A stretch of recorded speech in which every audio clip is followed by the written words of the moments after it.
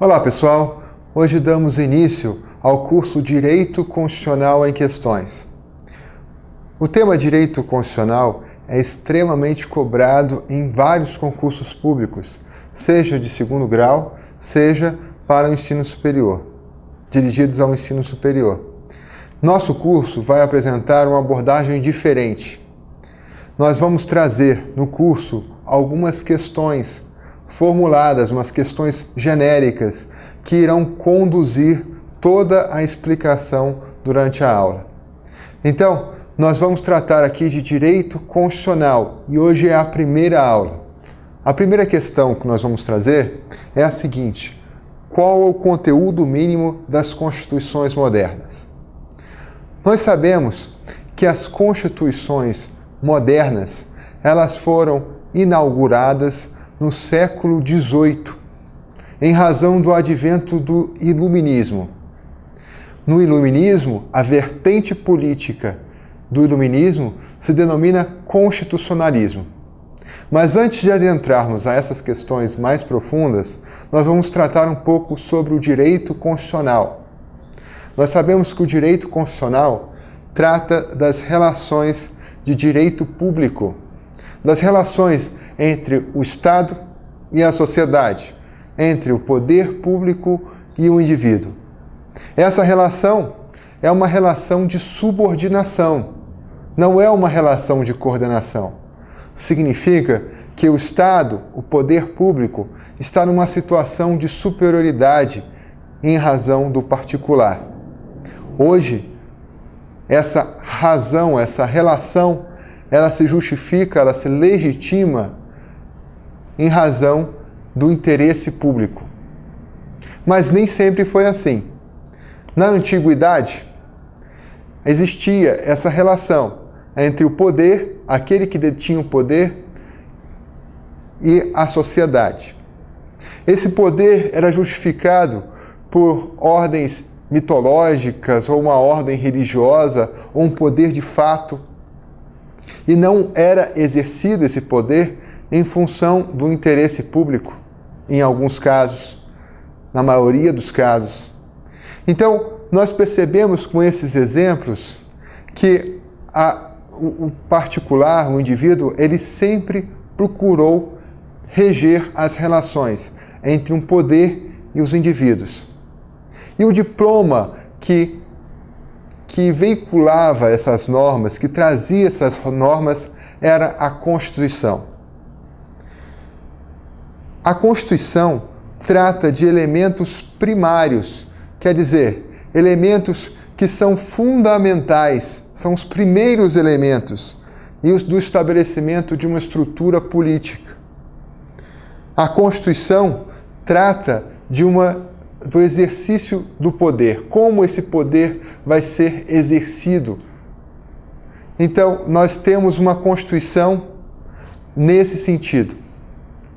Mas qual é o conteúdo mínimo de uma Constituição moderna? A Constituição moderna, ela surgiu com o advento do Iluminismo, com a necessidade da classe, da burguesia, que é uma necessidade de uma burguesia nascente, que ganha poder econômico com a industrialização, de estabelecer certos limites ao poder político, em atenção a esse poder que ela ganhou. Então, o conteúdo mínimo das constituições modernas são assim elencados. Primeiro, a Constituição deve tratar da organização do poder, a estrutura da sociedade e a estrutura do Estado. O segundo elemento, a Constituição deve trazer limitações ao exercício desse poder. O poder não deve ser absoluto. Então, com as revoluções liberais, as revoluções do século XVIII, se viu a necessidade de estabelecer os limites ao poder do Estado. Necessidade de que o Estado deixe de intervir nas relações econômicas, permitindo assim que a burguesia possa exercer as suas funções mais livremente. O Estado deve cuidar não de relações econômicas, conforme a orientação do iluminismo. Então, um elemento mínimo da Constituição é limitação do poder do Estado. O terceiro elemento é o reconhecimento dos direitos dos indivíduos, sobretudo reconhecimento dos direitos individuais, direitos de liberdade, de não intervenção. O quarto elemento, em certos casos, algumas constituições já no século XVIII já previam a necessidade de participação do indivíduo no poder, para legitimar esse exercício do poder. O outro tópico que nós veremos se refere aos primeiros documentos que retratam elementos de uma Constituição moderna. O primeiro documento que veremos é a Constituição, é a Carta Magna de 1215. A Carta Magna de 1215, ela foi assinada na Inglaterra pelo rei João Sem Terra.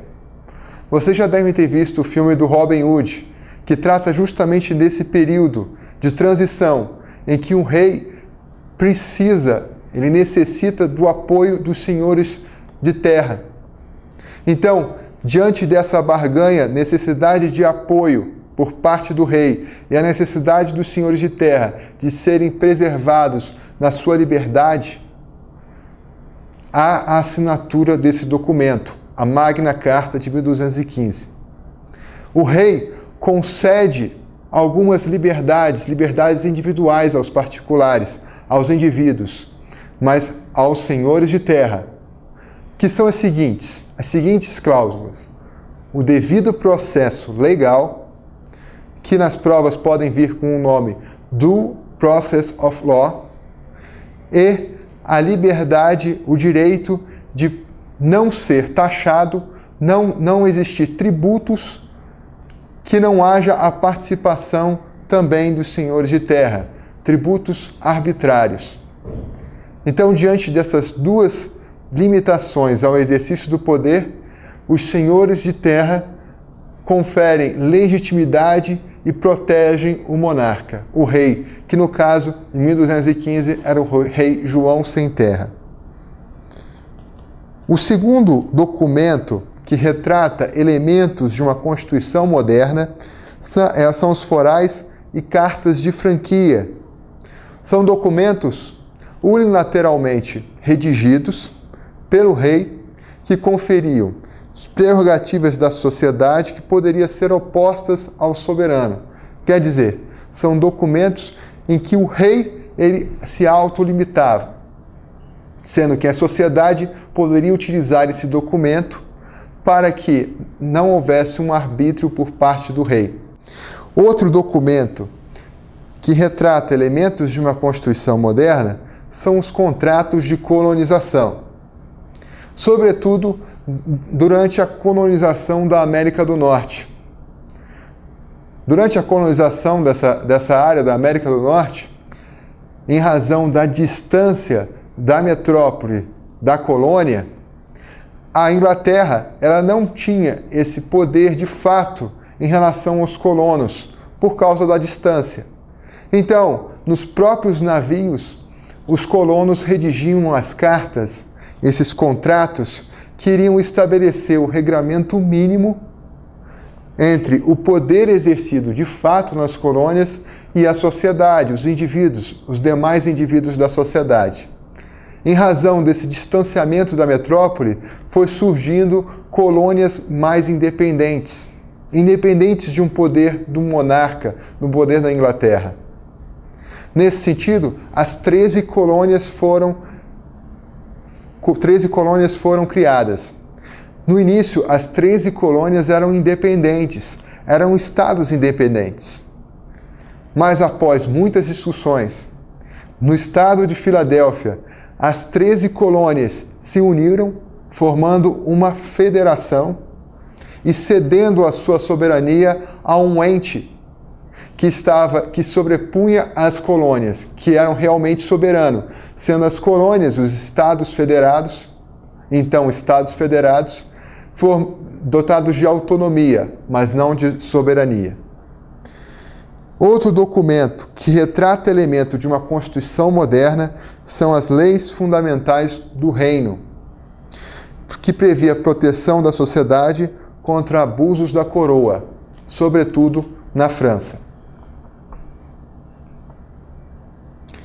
A próxima pergunta, a próxima questão, se refere à descrição da evolução do constitucionalismo. O que é constitucionalismo? Constitucionalismo é uma vertente política do iluminismo. Quer dizer, é a face política do iluminismo. Ocorreu no século XVIII e XIX, a cabo da burguesia europeia. Então, com a ascensão da burguesia, essa classe ela passa a ter um poder econômico e a perseguir também um poder político. Segundo o constitucionalismo, há necessidade de defesa da limitação do poder público, a organização do poder, e aí há o surgimento da teoria da separação dos poderes entre o poder executivo, legislativo e judiciário, e o estabelecimento de normas básicas sobre a organização do Estado, além do fortalecimento dos direitos individuais. Então, o Estado ele passa a ser organizado de forma mais lógica, mais sistemática. Esse poder político passa a ser limitado, sofrer limitações, e há a previsão de direitos, sobretudo individuais, que podem ser opostos ao Estado. O segundo ponto, fases de evolução do constitucionalismo. Nós vamos tratar agora sobre as formas de Estado. O primeiro deles é o Estado liberal, que foi o Estado que surgiu com o iluminismo, com o constitucionalismo. Conforme o Estado liberal, é a necessidade do Estado não intervir nas relações econômicas, nos negócios privados. Então, se o Estado intervém, ele cria uma certa assimetria, ele cria uma certa desigualdade. Os particulares, em razão da igualdade, eles devem tratar das relações negociais, não o Estado.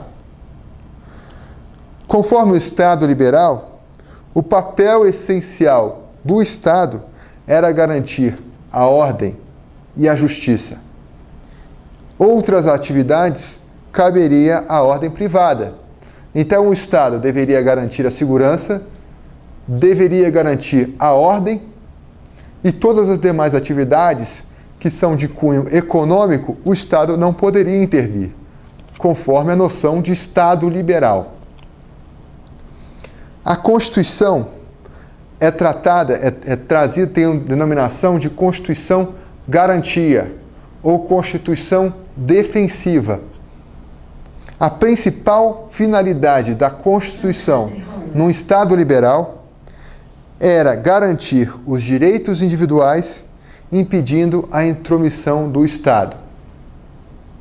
Os marcos do Estado liberal é a Constituição da França, em 1789, e a Constituição dos Estados Unidos, em 1787. O Estado liberal prevaleceu até o século XIX. O próximo Estado que veremos é o Estado social. Então, com o advento das grandes guerras, com a organização da classe operária em razão da industrialização, com o fortalecimento dos partidos políticos, os indivíduos passaram a requerer do Estado prestações, não só umas prestações negativas, quer dizer, a não intervenção. Os indivíduos passam a requerer do Estado a educação, a saúde, a busca por uma igualdade proporcional. Quer dizer, os indivíduos devem ser tratados na medida das suas desigualdades.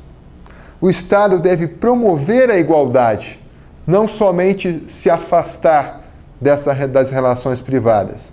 Então, por exemplo, numa relação entre o empregador e o empregado, há uma desigualdade que é manifesta. Imagine se não houvesse direito do trabalho, se não houvesse um regramento mínimo para a proteção do empregado. Então, o Estado, nesse Estado social, é chamado a regular, por exemplo, o direito do trabalho. É chamado a promover a educação. É chamado a promover a saúde. Então, são direitos que são denominados e classificados como direitos sociais. E é nesse Estado que se visualiza o crescimento desses direitos sociais. Direitos sociais são direitos classificados como os direitos de segunda geração. E os direitos individuais, que é o direito à liberdade, é o direito do Estado não intervir nas relações privadas, são classificados como direito de primeira geração. Os direitos de segunda geração são direitos sociais, econômicos, direitos de crédito, prestação positiva como saúde, educação, previdência e trabalho. O Estado, no Estado social, tem o dever de garantir o mínimo existencial. Os marcos de um Estado social, as primeiras constituições, são a Constituição Mexicana, de 1917, a Constituição Alemã, de 1919. E no Brasil, nós vimos o surgimento do Estado social com a Constituição de 1934. Então, passando à nova fase, nós vamos ver o Estado democrático de direito. Diversos autores têm classificações distintas a respeito dessa denominação. Nós vamos trabalhar aqui com uma classificação majoritária, que é a denominação Estado democrático de direito. No decorrer do tempo, o Estado social mostrou-se incapaz de participar tão ativamente das relações privadas. O Estado tornou-se excessivamente grande, com altos custos burocráticos. Diante dessa falência do Estado, houve a necessidade de um afastamento do Estado, mas não como no Estado liberal. Houve a necessidade de um afastamento do Estado intervindo nas relações econômicas somente justificados pelo interesse público ou pela segurança nacional. No Estado democrático, nós vimos a ênfase na participação popular, na participação dos indivíduos no poder público. Vimos também que o Estado deve atuar pautado pelo interesse público, por exemplo, na educação, na saúde, mas não deve atuar nas relações econômicas, em que não haja grandes falhas de mercado. O Estado deve atuar somente nas atividades que são essencialmente, que são fundamentais, que são estratégicas, conforme a noção de Estado democrático de direito. É um Estado neoliberal. Há surgimento também da noção de Estado regulador. Significa que o Estado deve exercer a atividade normativa, a atividade de orientação da atividade econômica e o poder de polícia, promovendo ajustes pontuais e uma atuação indireta na atividade econômica, por meio de um Estado chamado Estado regulador. Ao advento das agências reguladoras, que atuam de forma pontual, normatizando e orientando a atividade econômica.